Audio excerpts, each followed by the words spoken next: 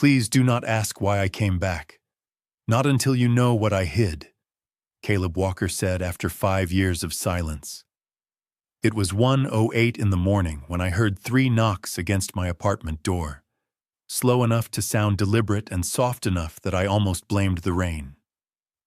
Nobody visited me that late, especially on a Wednesday, and for several seconds I stayed on the couch staring toward the entryway while water whispered against the windows of my second-floor apartment in southeast Portland.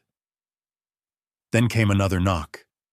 I crossed the living room barefoot, glanced through the peephole, and forgot how to breathe. Caleb stood beneath the yellow hallway light with rain darkening his brown hair and dripping from the shoulders of his jacket. A faded duffel bag rested beside his boots. 5 years had changed his face without changing the features I remembered. His jaw looked sharper. There were tired shadows beneath his blue eyes. The easy smile that used to arrive before he even opened his mouth was nowhere to be found. I unlocked the door. For a moment, neither of us spoke. I had imagined this meeting more times than I would ever admit. In some versions, I slammed the door. In others, I demanded an explanation. In the worst ones, I hugged him before remembering that he had left Portland without giving me the chance to say goodbye. Reality was quieter. "Ethan," he said. Hearing my name in his voice hurt more than I expected. "Caleb." His eyes moved over my face as though checking whether 5 years had left everything where he remembered it. "I know I don't have the right to show up like this. That's probably the first thing we've agreed on in 5 years. He looked down, and somehow that bothered me more than an argument would have. The Caleb I remembered would have pushed back. He would have made some terrible joke, flashed that crooked grin, and found a way through my anger. This man simply nodded. "You're right." I should have asked him to leave. Instead, I noticed his hands were cold and his jacket was soaked through. Old habits are dangerous because they survive long after trust does. I stepped aside. "Come in before you flood the hallway." He carried his bag inside and stopped just past the doorway, like a guest waiting for permission to exist. That felt wrong, too. Caleb had once treated my apartment like an extension of his own life. He knew which floorboard creaked, which cabinet held the coffee, which window stuck every winter. Now he stood there carefully, almost formally, while I handed him a towel. "You still keep these by the door," he murmured. "It's Portland." For half a second, something almost like the old smile touched his face. Then it vanished. I hated that I noticed. I hated even more that part of me wanted it back. "You can take the couch tonight," I said. "Tomorrow, you're telling me what happened." Caleb's expression tightened. "Okay. And why you're here?" Another pause. "Okay." I turned toward the kitchen because looking at him was becoming harder than being angry with him. That was when I heard him stop.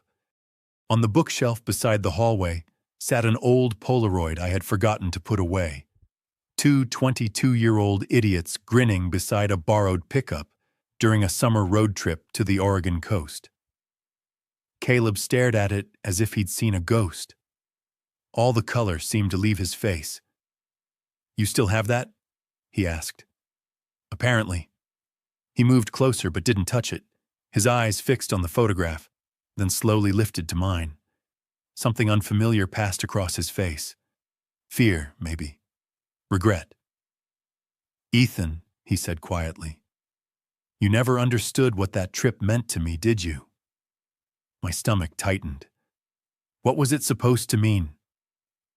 Caleb looked at me for a long moment, and suddenly the 5 years between us felt less empty than I had believed.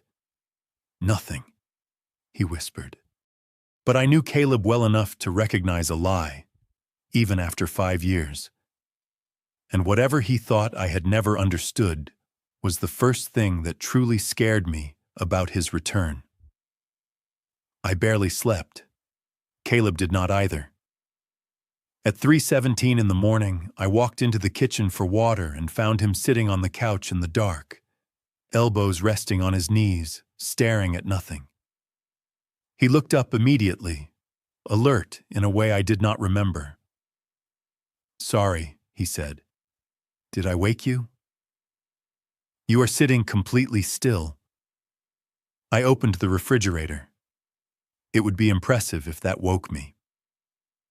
The old Caleb would have laughed. This Caleb only gave me a tired smile. By 7, rain had turned the windows gray, and I found him standing in my kitchen making coffee. He reached automatically for the blue ceramic mug on the second shelf. My mug. Then he stopped. "You still use this one? Apparently you remember where everything is." Caleb set it on the counter carefully. "Some things are hard to forget." He poured my coffee, added 1 splash of half and half, no sugar, and slid it toward me. 5 years. 5 years without a birthday call, a Christmas message, or an explanation, yet he remembered exactly how I drank coffee. "Do you want eggs?"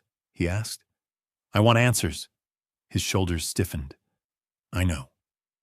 Last night you asked whether I understood what that trip meant." Silence. "What did you mean?" Caleb looked toward the rain beyond the kitchen window. "I should not have said that. That is not an answer." "I know." There it was again. No argument, no joke, no attempt to escape through charm. I almost wished he would fight with me because anger would have been familiar. This careful version of him made me feel like I was talking to someone wearing Caleb's face. "What happened to you?" I asked. His eyes returned to mine. For the first time that morning, his expression cracked. "A lot." "California?" He looked away. "Partly. That is all I get? For now."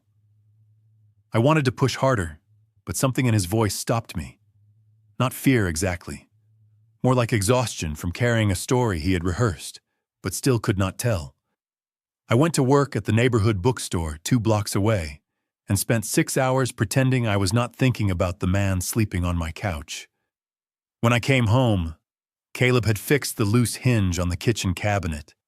He had also bought groceries. "You did not have to do that. The hinge was driving you crazy." I stared at him. "It has been broken for 8 months.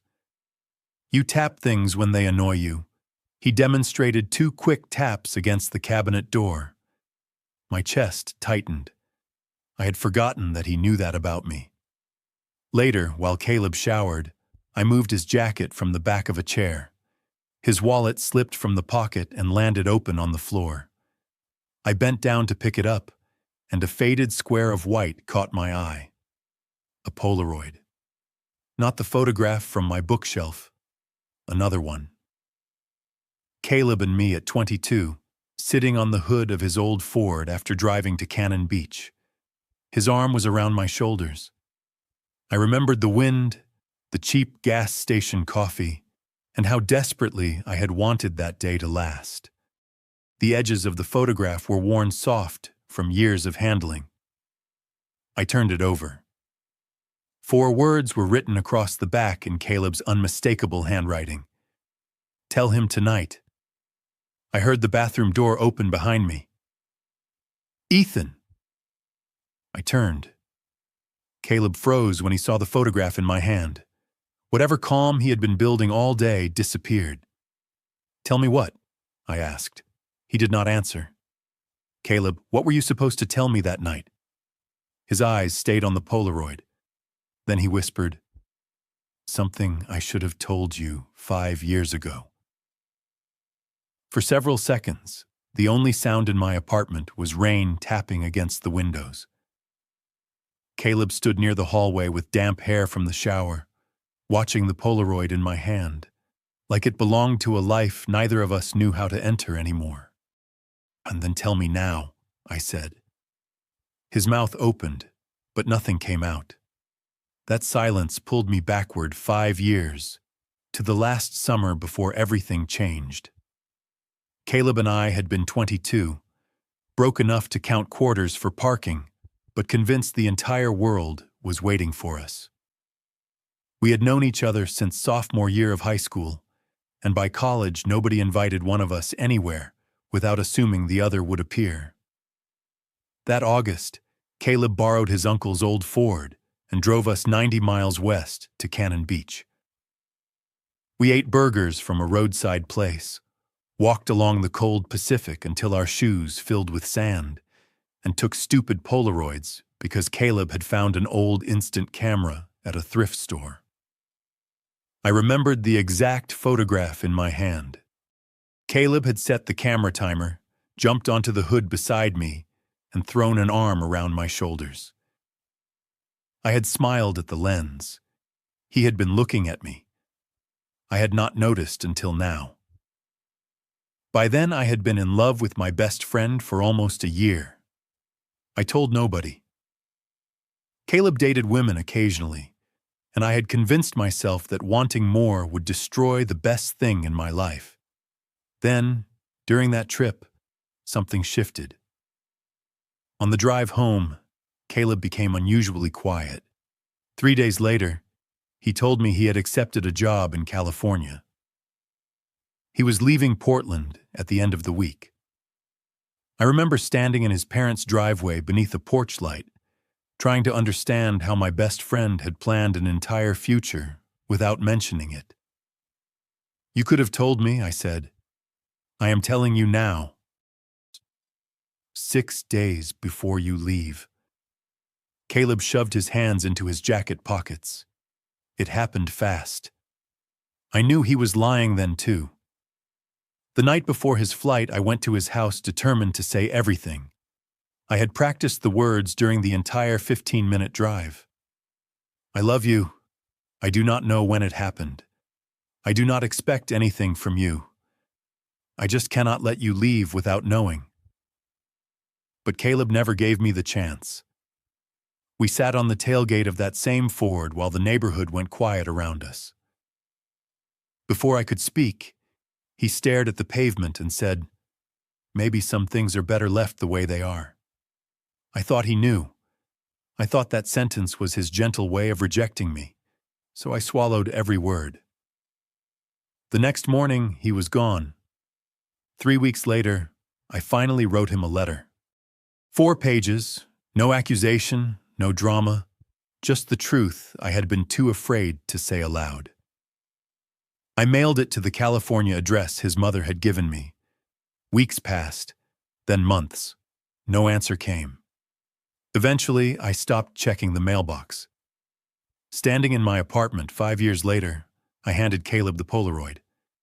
"That is what happened from my side," I said. "You left. I wrote to you. You never answered." His face changed. "You wrote to me? Do not do that." "Do what?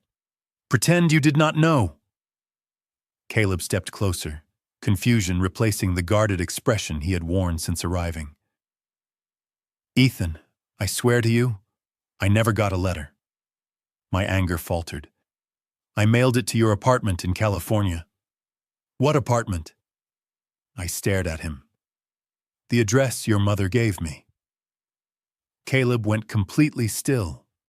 "Ethan," he said, his voice suddenly quiet, "I never had an apartment in California." For a moment, I wondered whether I had misunderstood him. "What do you mean, you never had an apartment in California?" Caleb lowered himself onto the edge of the couch, the Polaroid still between his fingers. The job was based in California, and the first training packet assigned me to company housing in Sacramento. 2 days before I left, the schedule changed, and they put my group in hotels outside Oakland instead. Then they transferred me to Seattle after 3 months. I felt something cold settle in my stomach. "Your mother gave me the Sacramento address." Caleb looked up sharply. "She must have copied it from the first itinerary. I never checked in there." I crossed the room and opened the bottom drawer of my desk. I had kept almost nothing from that year, but there was one thing I had never managed to throw away. Beneath old tax forms and instruction manuals was a small notebook where I used to write addresses and phone numbers. I found the page immediately. Here. Caleb read the address twice. This was the original company apartment. Your mother wrote it down for me. His expression tightened, but I shook my head before he could turn a changed itinerary into an accusation against someone who was not in the room. She probably did not know they moved you. Probably, he said. The answer explained how my letter could miss him, but not why neither of us had tried another way. Then Caleb stood and walked toward his duffel bag. He unzipped the front pocket and removed a thin envelope, folded twice and softened at the edges. My name was written across the front. Ethan Miller. I recognized Caleb's handwriting instantly. What is that? I asked. The truth I hid from you. He held it out but did not release it when I reached for it. I wrote this the night before I left. My pulse quickened. You wrote me a letter? Yes. Then why did you never send it? Caleb finally let go of the envelope. I meant to hand it to you while we were sitting on the tailgate that last night. At the last second, I put it in the glove compartment instead, and I drove away the next morning with it still there. The room became strangely quiet. So my letter missed you because your training address changed, I said. Yours missed me because you chose not to give it to me. Caleb sat again. Yes. It would have been easy to blame a changed itinerary for every lost year, but the truth was less convenient. You still had my phone number, I said. Caleb looked down. Yes. You knew where I lived. Yes.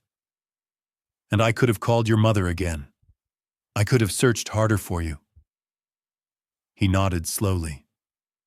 There it was, the part neither an outdated address nor an undelivered confession could erase. We had both accepted silence because silence was safer than hearing an answer we feared. I looked at the envelope in my hands. Did you ever read this again? More times than I can count. Then why bring it back now? Caleb's eyes met mine. Because I got tired of letting fear make my decisions. I looked down at the worn, unsealed flap. 5 years ago, I would have opened it without breathing. Now my fingers hesitated. If I read this, does it explain why you left? Caleb swallowed. It explains what I was going to tell you before I left. Those are not the same thing. No, he said. They are not. I lifted the flap and unfolded the first page. There were only a few lines. My eyes stopped on the first sentence, and suddenly I could hear nothing except my own heartbeat. Ethan, there is something I have been afraid to admit, even to myself. I looked up. Caleb was watching me. Keep reading, he whispered. I lowered my eyes to the letter and forced myself to continue. Caleb had written about Cannon Beach, about the photograph, about sitting beside me on the hood of that old Ford while the Pacific wind nearly carried our paper coffee cups across the parking lot. He wrote that he had spent months trying to understand why every ordinary moment with me felt more important than everything else in his life.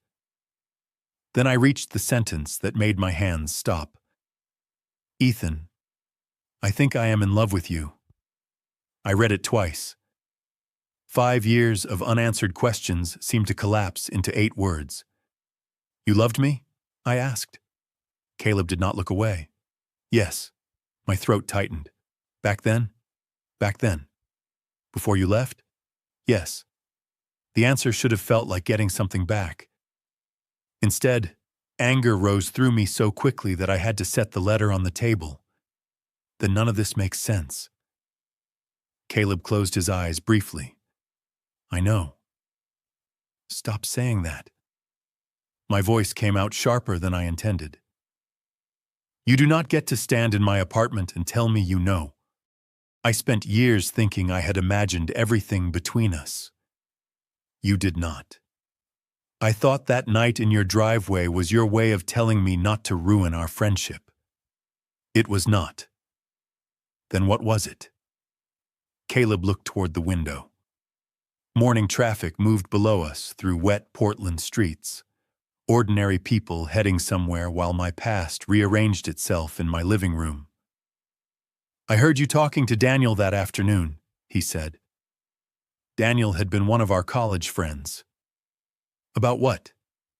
Me. My stomach dropped. I remembered. Daniel had asked whether I planned to tell Caleb how I felt before he moved. I had said I wanted to, but I was terrified of losing him. You heard that? Only part of it. Enough. And you still left. Caleb nodded. That single movement hurt more than any excuse could have. Why? He rubbed his palms together slowly. Because hearing you say it made everything real. Until then, I could pretend what I felt was confusion. I could tell myself that leaving would make it disappear. I stared at him. So when you said some things were better, left the way they were, I was talking to myself as much as you. That does not make it better. I know it does not. I stood and walked toward the window because I needed distance. For years, I had imagined discovering that Caleb loved me too. In those fantasies, everything became simple. We would laugh about lost time. We would forgive each other. Maybe we would finally become what we should have been. But real life was not interested in giving me that version. You do not get to turn 5 years of silence into a love story, I said. Behind me, Caleb said nothing. I turned around. You knew, maybe not everything, but enough. You knew I cared about you, and you disappeared anyway. His face tightened. Yes. And now you come back with a letter and expect what? Nothing. Everybody expects something. Then I expect you to be angry. His voice remained quiet. I expect you not to trust me. I expect to answer whatever you ask, even if the answers make you hate me. I looked at the Polaroid beside the letter. Tell him tonight. 4 words carrying the weight of 5 missing years. Do you still love me? I asked. Caleb went completely still. For the first time since he arrived, he looked afraid to answer. Yes, he said finally. The word landed softly between us. I should have felt relief. Instead, another question came immediately, colder and harder than the first. Then tell me the part you are still hiding. Caleb's expression changed. What part? You were 22 when you left, not 12. You had my phone number. You knew my address. You knew how to find me. I stepped closer. Fear explains why you left once. It does not explain 5 years. Caleb looked down at his hands, and I knew before he spoke that I had finally reached the truth he had been avoiding. You are right, he whispered, because I almost came back. I stopped breathing. Caleb raised his eyes to mine. 6 months after I left Portland, I came back to see you. 6 months. The words barely made it out of my mouth. Caleb nodded, and something inside me shifted from confusion to a quieter kind of hurt. You came all the way back to Portland and never called me? I drove down from Seattle on a Friday. Why? Because I could not keep pretending I was fine. Caleb sat forward, hands clasped between his knees. I had a new job, a decent apartment, people around me. Everything I thought would make leaving feel like the right decision. It did not. Every time something good happened, you were still the first person I wanted to tell. I remembered those same months differently. I had been learning how to stop reaching for my phone whenever something reminded me of him. "So what happened?" I asked. Caleb looked at the floor. "I went to the bookstore." My chest tightened. At the time, I had been working at a different bookstore downtown, a cramped, independent place with tall windows facing the street. "You saw me?" "Through the front window." Suddenly, I could picture it too clearly. Caleb standing across the street while I arranged displays or rang up customers, close enough to cross in less than a minute. "I stayed there almost 20 minutes, he continued. "I kept telling myself I would walk inside after the next customer left, then the next one, then the next. But you did not." "No." "Why?" His answer took too long. "You looked happy." I stared at him. "That is your reason?" It was the excuse I used. At least he did not try to defend it. "I saw you laughing with a guy behind the counter. I did not know who he was. I told myself maybe you had moved on. Maybe showing up would only make your life harder." I almost laughed from disbelief. His name was Marcus.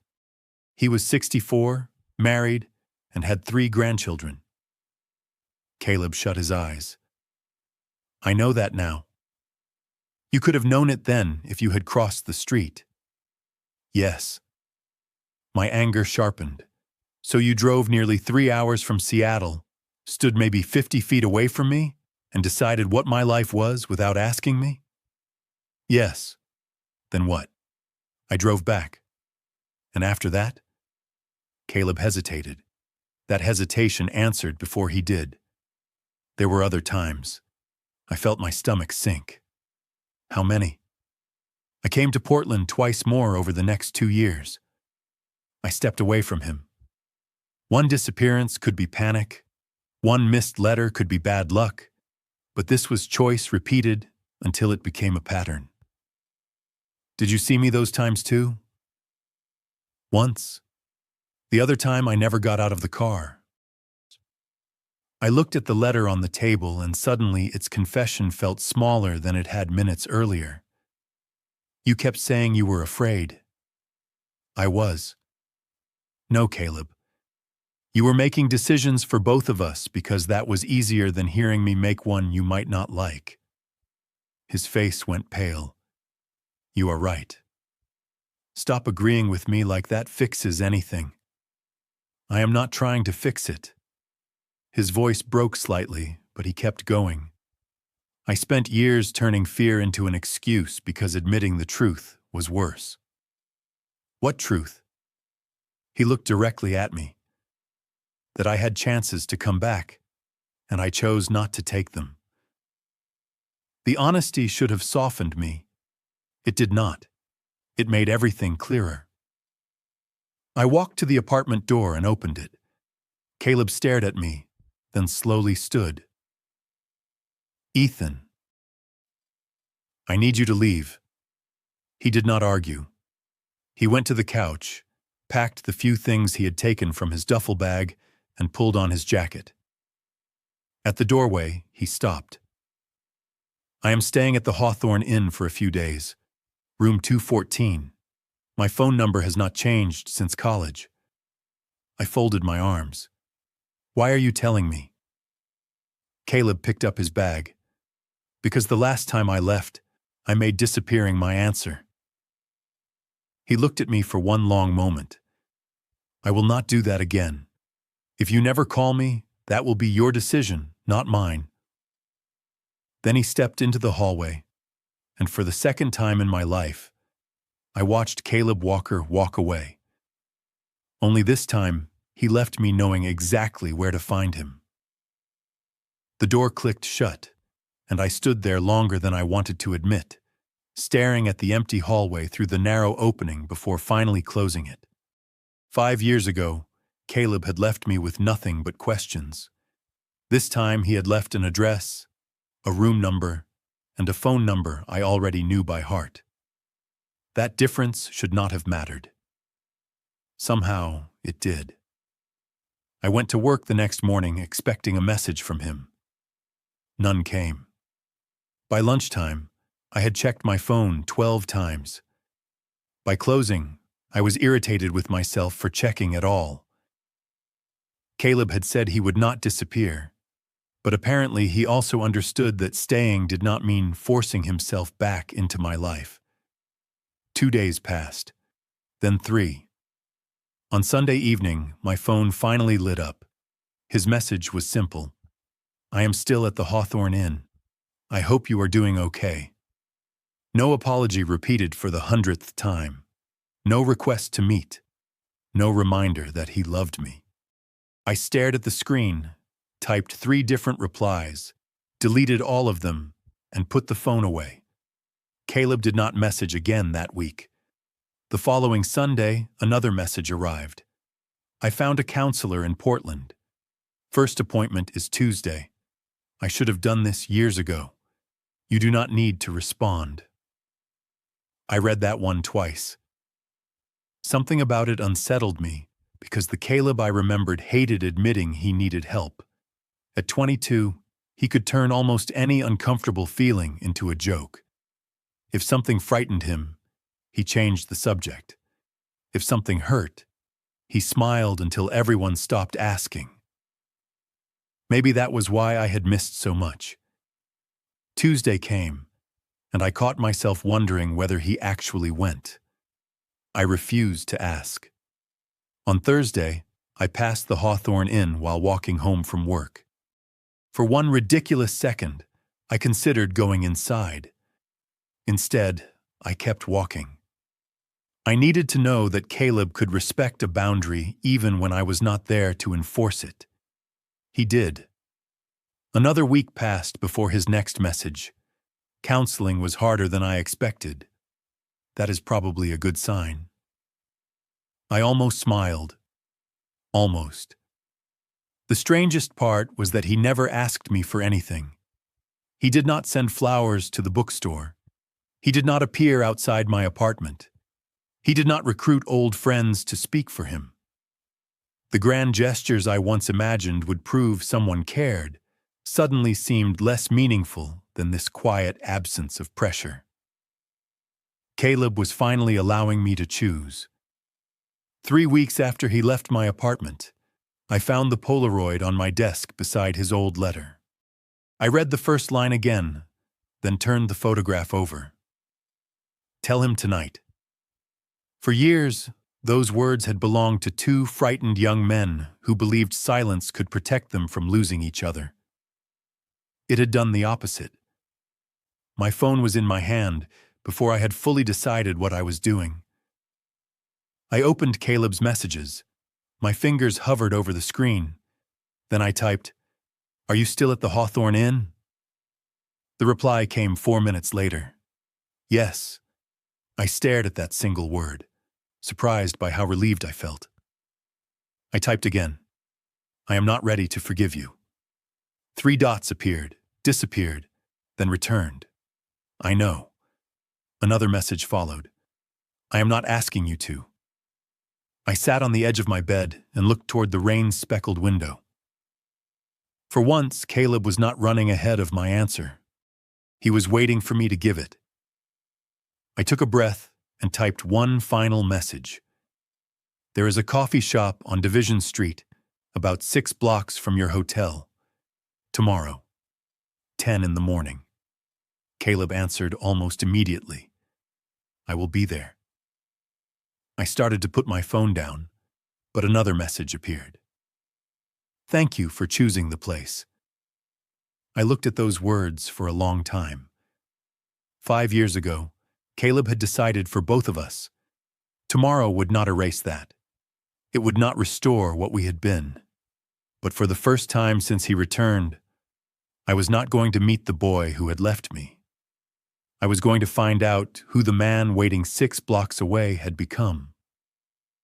I arrived 11 minutes early and immediately regretted it, because waiting gave me too much time to think. The coffee shop on Division Street was warm and crowded, filled with the smell of roasted beans and cinnamon, while outside a thin Portland rain turned the sidewalks silver. I chose a table near the window and ordered before Caleb arrived. At exactly 10, he walked through the door. No dramatic entrance, no flowers, no carefully prepared gift designed to make forgiveness easier. He wore jeans, a navy jacket, and the same guarded expression I had seen when he first appeared at my apartment. He spotted me, stopped for half a second, then approached. "Is this seat okay?" he asked. 5 years ago, Caleb would already have been sitting. Yes. He ordered black coffee and returned. For several minutes, we talked about nothing important. The bookstore, the weather, the hotel breakfast, which Caleb described as an insult to eggs everywhere. I laughed before I could stop myself. Caleb smiled, but he did not celebrate the moment. He simply took another sip. That mattered. "How is counseling?" I asked. His fingers tightened slightly around the cup. "Uncomfortable." "Good uncomfortable or bad uncomfortable?" "Necessary uncomfortable." He looked down. "I am learning that saying I was afraid explains my choices, but it does not excuse them." I watched him carefully. "Did your counselor tell you that?" "No. She asked why I kept coming back to Portland without talking to you. I spent 20 minutes giving her reasons. Then I realized every reason ended with me deciding what you would feel before giving you a chance to feel it." That was the first thing Caleb had said since returning that did not sound like an apology. It sounded like understanding. "So what happens now?" I asked. "I find an apartment. I start working again. I keep going to counseling." "And me?" Caleb met my eyes. "You decide whether I am part of your life." No pressure, no promise that he would wait forever. Just an answer. We finished our coffee and walked outside. At the corner, Caleb stopped. "Thank you for meeting me." "That is it?" I asked. His eyebrows lifted. "Were you expecting something else?" Maybe I had been. A request for another meeting, some emotional speech. Instead, he stepped back. "Have a good day, Ethan." Then he walked toward the hotel. I watched him go, confused by the strange disappointment in my chest. Over the next month, we met 3 more times, always because I suggested it. Coffee became lunch. Lunch became a Saturday walk along the East Bank Esplanade. Caleb told me he had found a small apartment about 2 miles from mine and accepted a project management position with a construction firm. He never asked to come back to my apartment. He never reached for the past as proof that I owed him a future. Slowly, ordinary details replaced the mystery surrounding him. He had learned to cook because restaurant food got expensive. He listened to history podcasts during long drives. He still hated olives. He still tapped his thumb against a coffee cup when nervous. Some things had changed. Some had not. One Saturday afternoon, we stopped beside the river and watched cyclists pass behind us. "Can I ask you something?" I said. "Anything." "Why did you really come back now?" Caleb considered his answer. "Because I finally understood that becoming someone better somewhere else did not mean much if I was still afraid to face the person I hurt." I looked at him. There was no expectation in his expression. That was when I finally understood the difference I had been searching for. Caleb had once believed love meant protecting himself from rejection. Now he was learning that love could mean respecting an answer he did not want. 2 days later, I stood behind the register at the bookstore when my phone buzzed. Caleb had sent nothing unusual, only a photograph of a terrible sandwich he had attempted to make, followed by the words, "I clearly overestimated my cooking skills." I smiled at the screen. Then, without planning it, I typed, Do you remember the diner on Hawthorne where we used to go after midnight? His answer came a minute later. I never forgot. I looked at the message, feeling something inside me finally loosen. Friday night, I wrote, 7 o'clock. This time, his reply was even simpler. I will be there. The diner looked smaller than I remembered. Maybe that was what 5 years did to places that once seemed large enough to contain your whole life. The red vinyl booths were still there, along with the chrome-edged tables and the old jukebox near the restrooms that had probably been broken since we were 21.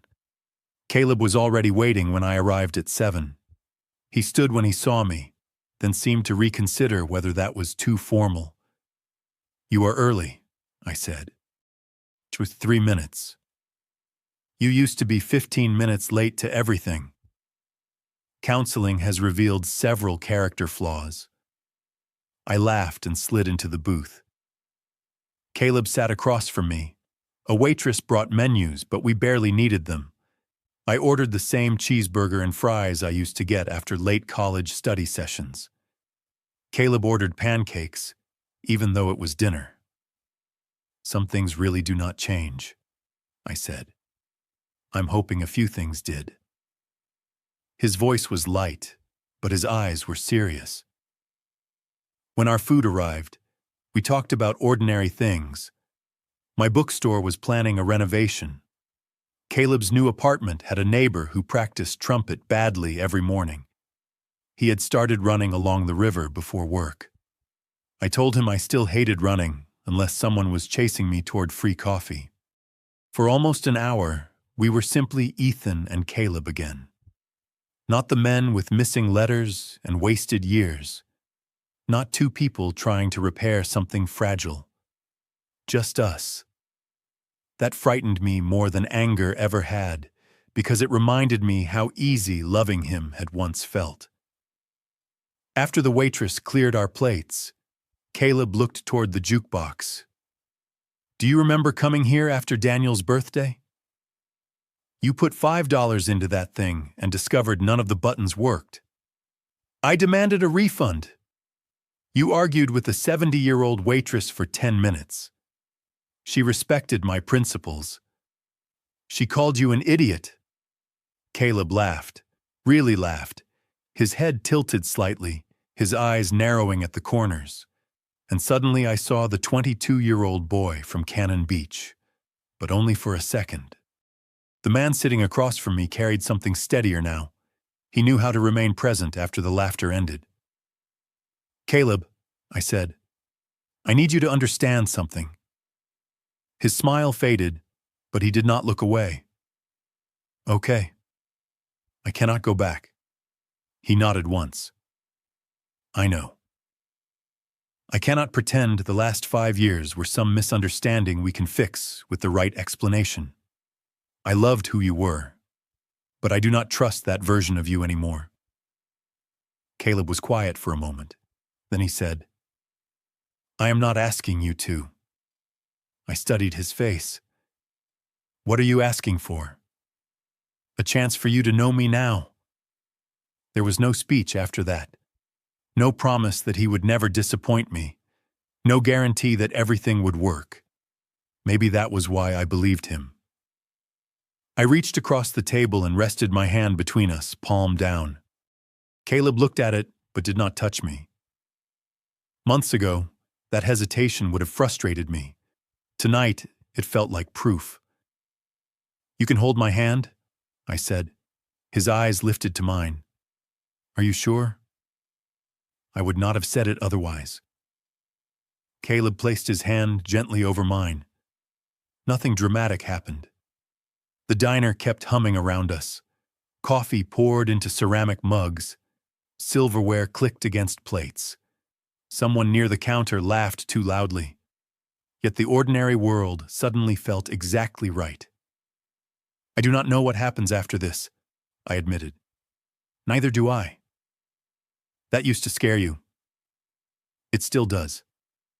Caleb's thumb moved once against the back of my hand. I just do not want fear making the decision anymore. I looked toward the rain beginning outside. turning Hawthorne Boulevard into ribbons of reflected light. 5 years ago, we had both wanted certainty before we were willing to be honest. Maybe growing up meant accepting that certainty was never coming. I looked back at Caleb. Then start with tomorrow. His expression softened. Tomorrow? Coffee, 10 in the morning. I will be there. That old crooked smile finally returned, familiar but quieter now. I smiled back. For the first time, I did not wish I could recover the person who had left. I wanted to know the person who had come back. And tomorrow, for once, was enough.